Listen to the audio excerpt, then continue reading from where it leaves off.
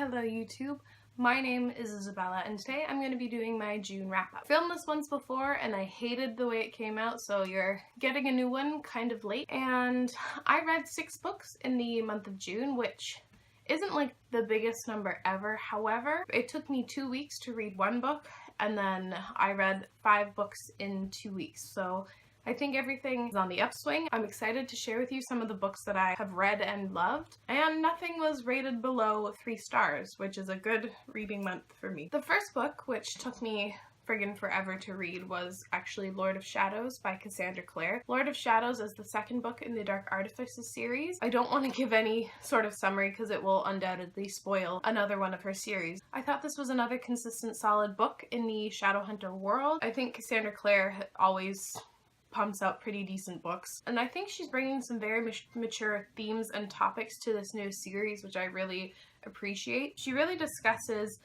themes such as bigotry and discrimination, and she discusses the fear of the other, which is a pretty important thing. I really enjoyed this book.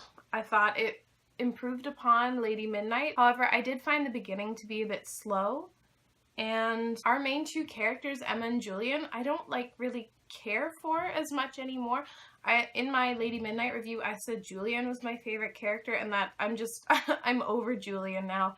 I'm tired of being told every 2 seconds that he has a dark heart and he will do anything for his family, because we know this. You don't have to keep repeating it. The next book I read was The Space Between the Stars by Anne Corlett.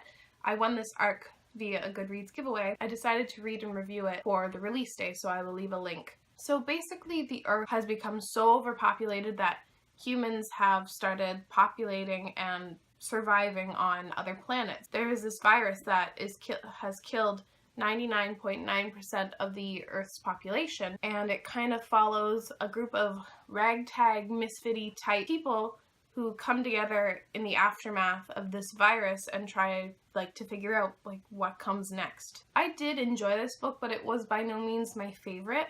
I think that it had a fantastic premise, but it never really quite lived up to what I wanted it to be. I did say that it was a ragtag group of people, but they don't become a found family, which is what I wanted. I thought the characters were decent. The plot, what happens in the story, was okay.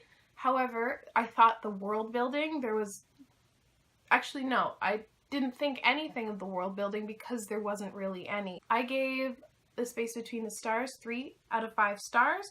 I think in my review I said 3.5, but really it's a 3-star read. This next book was by far my favorite of the month, and it is The Rest of Us Just Live Here by Patrick Ness. This is a contemporary story set in a fantastical world. If all contemporaries were set in fantasy worlds, I can guarantee you I would read more of them. Because not only was it a super relatable story, it also made fun of the chosen one trope, which is a trope that I tend to enjoy, but it's always funny when it pokes fun at things I love.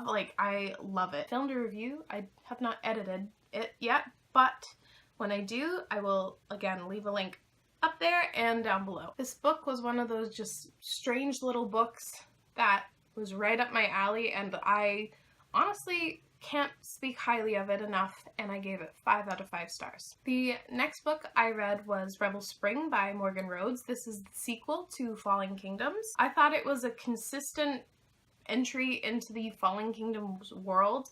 It expanded the world in a way that I liked. It's starting to hint and show what the big conflict will be, because this is a 6-book series. However, I don't think that this is the most original series ever. It's a series about divided kingdoms and a corrupt ruler, forbidden secret hidden magic, and a multi-perspective high fantasy.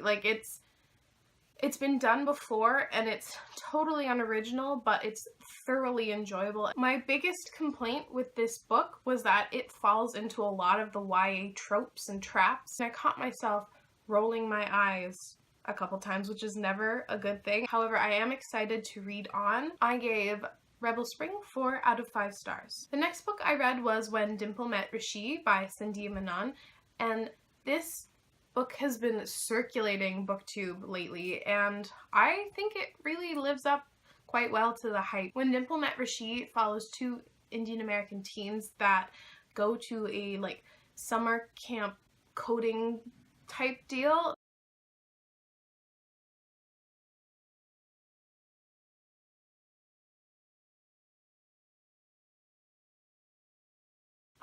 I loved our two main characters individually and as a couple, which is always a good thing when it's a book that centers on a relationship. I just wished that it focused a little bit more on the coding, app web development aspect of the book. It was very far in the background. I wanted to learn more about it, and they'd be working on it, but they never specifically mentioned like what they were doing at the time. It was just like, oh, we were hanging out and working on our project, and I wished that there was a bit more. I also think it did the YA contemporary thing where it wraps up too quickly. Within 10 pages of like the climax or whatever being over, like the book was done.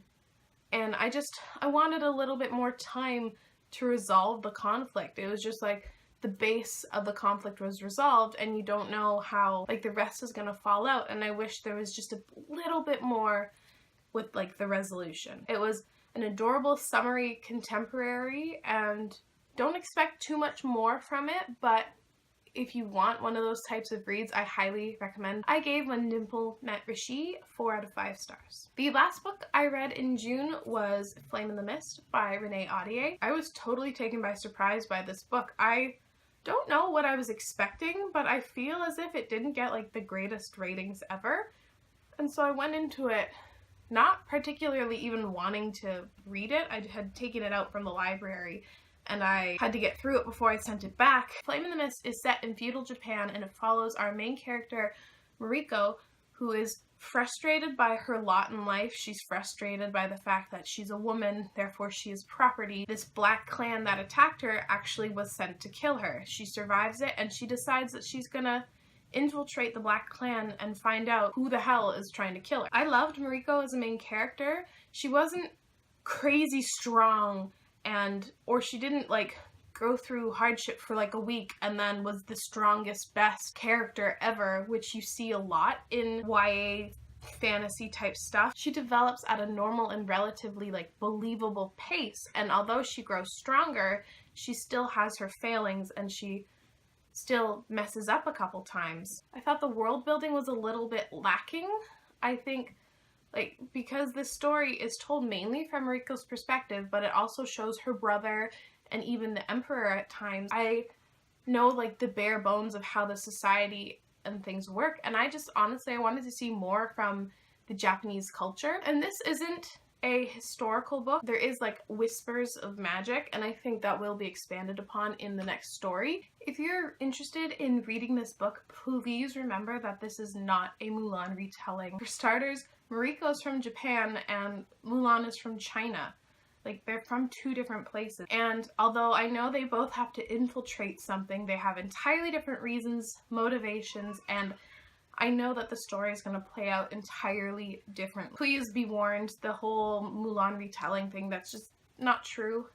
And I gave Flame in the Mist 4 out of 5 stars, and I cannot wait for the sequel. Those were the 6 books I read in June. I'd like to know if you've maybe read any of them, or if you want to read any of them, let me know down below. And if you don't, just tell me one of your favorite books you read in June. As always, thank you so much for watching, and I will see you again next time. Bye!